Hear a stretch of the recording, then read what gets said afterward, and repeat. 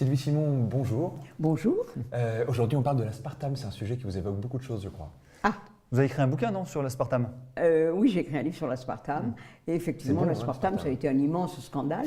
Mais les gens ne Comment le c'est bon? savent Comment tu peux pas. dire que c'est bon l'aspartame? C'est sucré, c'est bon. Mais non, justement.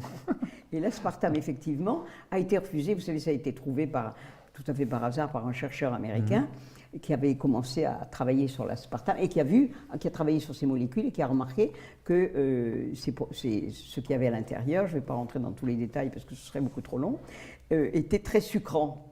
Et donc, l'aspartame, c'est un édulcorant avec un pouvoir sucrant très fort, beaucoup plus fort qui est amené à sucre. remplacer dans l'alimentation générale tout ce qui est light, Voilà. le sucre. C'est ça? Et alors on nous a dit justement le sucre est mauvais. Oui. C'est bien moins mauvais que l'aspartame. Ah ben largement. Bon, ça c'est évident. Il vaut mieux ne pas manger trop de sucre, mais quand vous voulez manger de la bonne confiture, ne prenez pas la confiture de l'aspartame. Je crois qu'il n'y en a même pas. Enfin, peu importe. Si, light. Tout ce qui est light est avec. Ah oui, mais il n'y a pas que l'aspartame dans le light. En plus, il n'y a plus de graisse. Alors quand vous faites, moi c'est ça qui me fait rire, quand vous voyez qu'il y a du beurre light, c'est-à-dire sans aucun, avec 0% de corps gras, il y a quoi à la place des corps gras? Forcément des cochonneries. Des acides gras saturés. C'est encore pire, alors il vaut mieux manger du beurre, il vaut mieux manger du sucre que de manger toutes ces cochonneries-là. Le tout, c'est de bien choisir, comme d'habitude. Mais alors l'aspartame, il y a eu quand même tous les chercheurs américains qui ont commencé à faire des études là-dessus, quand on a étudié l'aspartame, et qui ont dit on ne peut pas prendre des molécules comme ça, c'est extrêmement dangereux. Dès le début, ça a été le cas? Ah oui, absolument, dès le départ.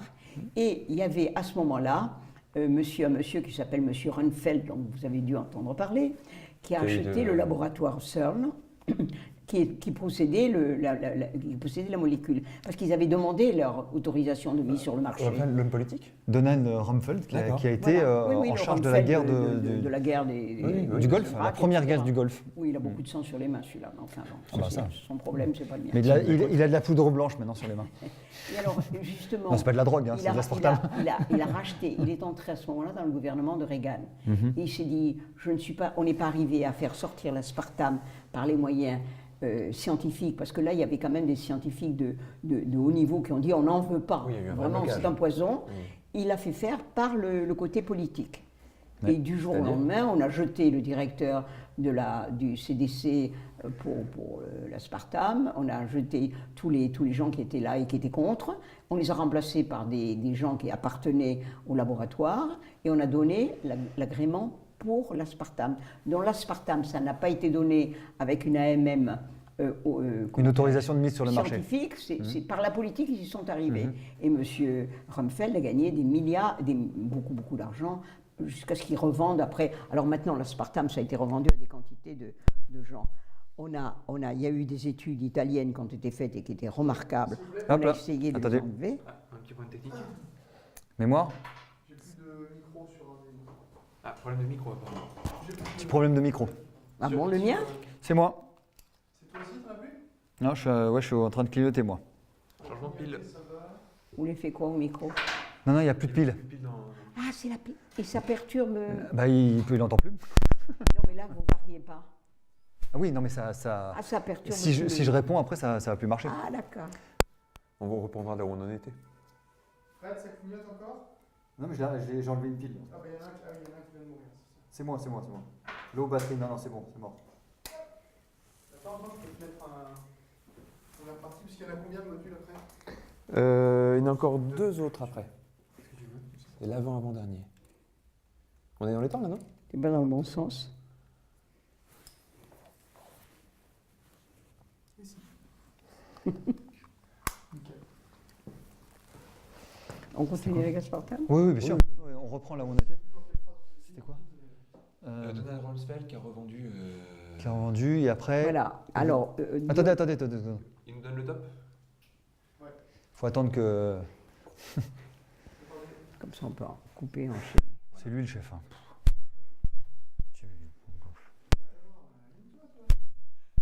Grosse tête.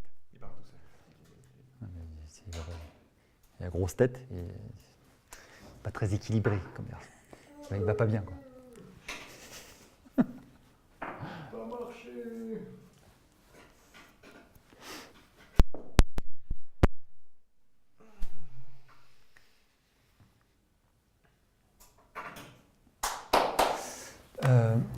Je vous lancerai après sur l'aspartame et le diabète.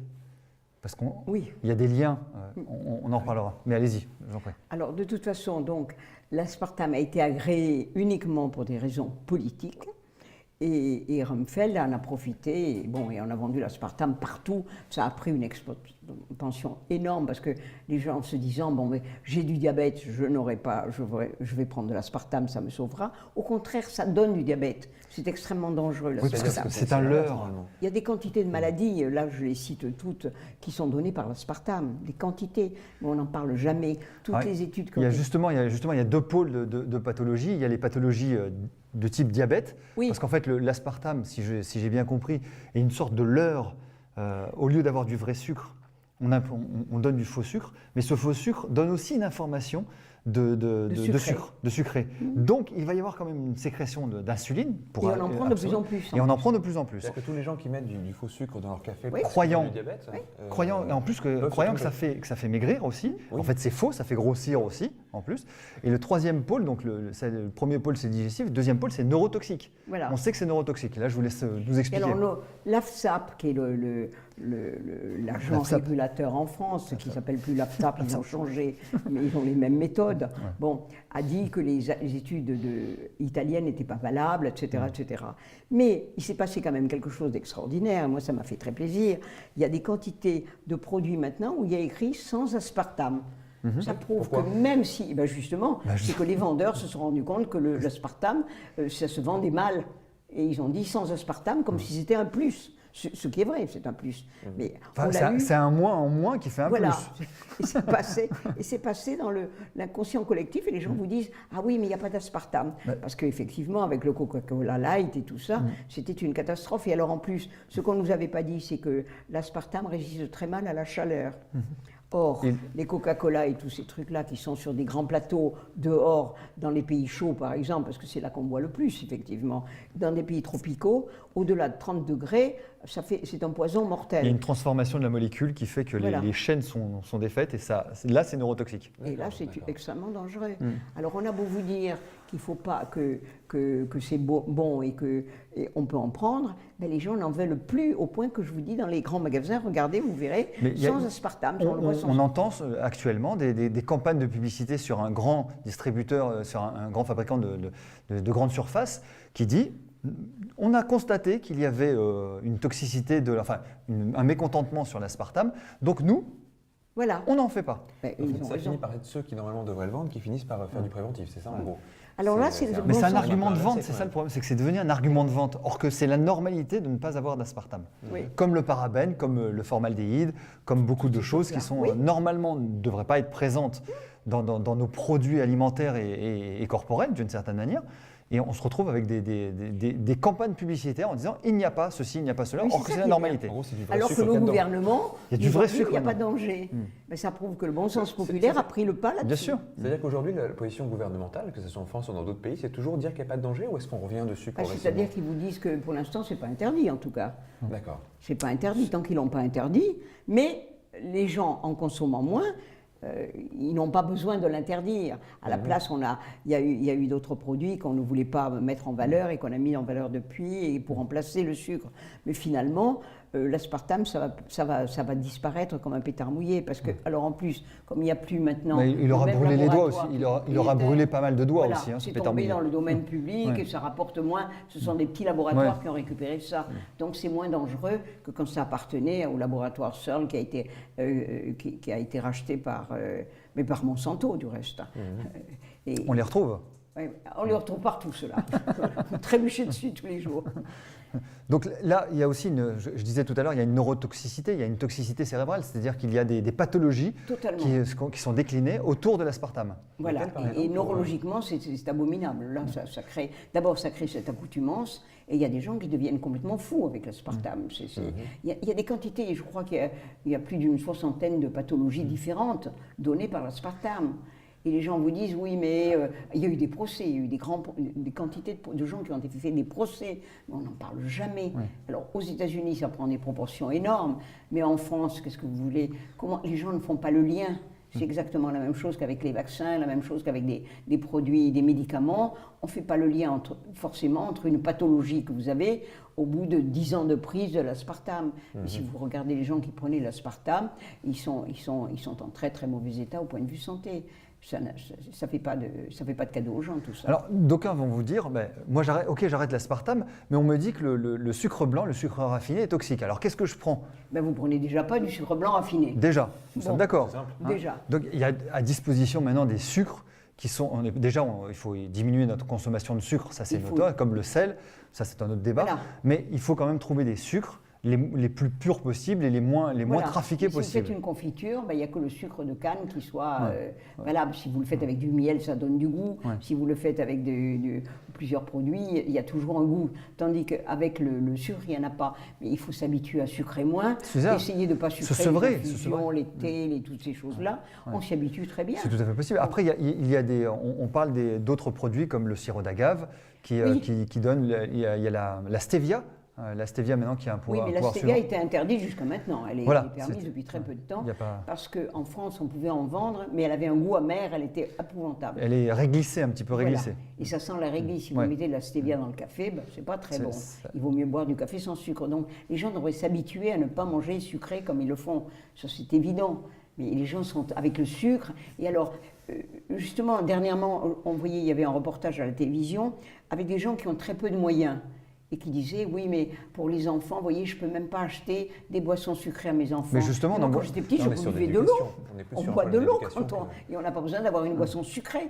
Donc, on cherche les boissons sucrées. Oui, mais c'est culturel, c'est social, c'est ça le problème. Des biscuits, regardez les biscuits qu'on vend et tout, c'est abominablement sucré. C'est immangeable tellement c'est sucré, très souvent. Donc, les gens ont pris l'habitude, et vous savez, plus vous mangez de sucre, plus vous avez envie de manger sucré. Plus vous avez pris de sel, il y a la même chose pour le sel, c'est pareil. Eh bien, c'est pareil, le sel, c'est pareil. Du sucre, on peut passer au sel, justement. Il y a eu des campagnes contre le sel parce que les marchands de boissons sont souvent des marchands aussi d'aliments préparés. Et quand vous salez bien un aliment préparé, vous avez soif. Bien sûr. Quand je mange au restaurant, j'ai beaucoup plus soif que quand je mange chez moi, où je sale quasiment pas. Bon. Donc, plus vous mangez de sel, plus vous avez besoin de manger du sel. Et ça fait des scandales. Eh bien, il y a eu un chercheur qui a essayé de montrer que le sel était dangereux. Il a reçu des menaces de tous les côtés, y compris des menaces de mort. Il y a quand même des campagnes aujourd'hui pour dessaler les plats préparés, etc. On est quand même dans cette lutte-là, non, progressivement? Oui, mais les normes sont tellement hautes que même si tu diminues un petit peu la quantité de sel dans les produits industriels, qu'on reste quand même très très salé. Et en plus, le sel, on le sait, augmente le poids. Donc ça veut dire que vous allez rentabiliser, pas le poids de la DG, mais le poids ça fixe quand même le sel dans les tissus. Ça fixe le sel, l'eau dans les tissus. Nous sommes d'accord. Et en plus, ça va être plus rentable parce que si on met plus de sel, ce sera plus de poids pour moins de matériaux et donc plus de rentabilité. Et puis vous rachèterez les boissons sucrées parce que vous aurez soif. Ben oui. Donc le conseil de Sylvie. Pour le sel et pour le sucre, c'est pareil. Le conseil de Sylvie Simon, pas d'aspartame, pas de sucre raffiné. On diminue le sel copieusement, on diminue le sucre copieusement, on mange le plus bio possible et le plus naturel possible. Voilà, ce qui n'empêche pas de se faire une envie. De se faire plaisir. On a envie d'un éclair au chocolat, mais on le prend avec du chocolat pas on y va, bio, et puis tant pis, parce que la spoliation, c'est pas bon non plus, la frustration. La frustration, oui, mais la vie n'est faite que de frustration. Non, j'ai aucune frustration. Et de plaisir derrière. Merci Sylvie Simon. Merci à vous.